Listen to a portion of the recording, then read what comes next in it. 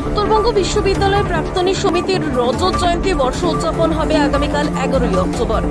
এই বিশেষ অনুষ্ঠানটি অনুষ্ঠিত হবে বিশ্ববিদ্যালয় প্রাঙ্গণে অবস্থিত কনফারেন্স হলে। এদিন সাংবাদিক বৈঠক করে এমনটাই জানালেন সমিতির সদস্যরা।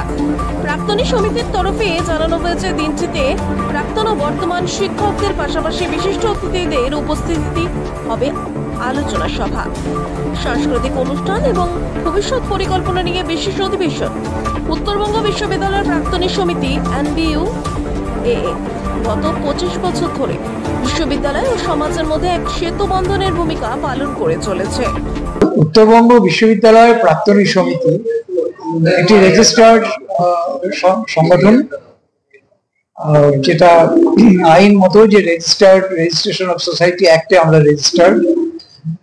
আমাদের প্যান কার্ড আছে, অর্থাৎ বিধিবদ্ধ সংস্থা বা স্ট্যাটুটারি অর্গানাইজেশন বলতে যে যা বোঝায়, আমরা সেরকম একটি সংগঠন।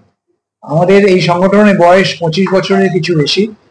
1 অক্টোবর 2001 সালে আমাদের এই সংগঠনটি প্রতিষ্ঠিত হয়েছে। বিশ্ববিদ্যালয়ের কে সহযোগিতা করা, শিক্ষার ক্ষেত্রে, গবেষণার ক্ষেত্রে, বিভিন্ন পরিকাঠামো উন্নয়নের ক্ষেত্রে এটি হচ্ছে এই সংগঠনের একটি অন্যতম উদ্দেশ্য। দ্বিতীয়ত, এই সংগঠন বিশ্ববিদ্যালয়ের যে সমস্ত ছাত্রছাত্রীরা যারা একটু দুর্বল শ্রেণী থেকে আসে, যারা আর্থিক দিক থেকে যথেষ্ট অসুবিধার মধ্যে উচ্চশিক্ষা গ্রহণ করার জন্য আসে, তাদেরকে আর্থিকভাবে সহায়তা করা, তাদেরকে বৃত্তি দেওয়া, তাদেরকে বিভিন্ন পরীক্ষায় যারা ভালো ফল করে তাদেরকে পুরস্কার দেওয়া, এটা আমাদের সংগঠন গত 25 বছর ধরে করে আসছে।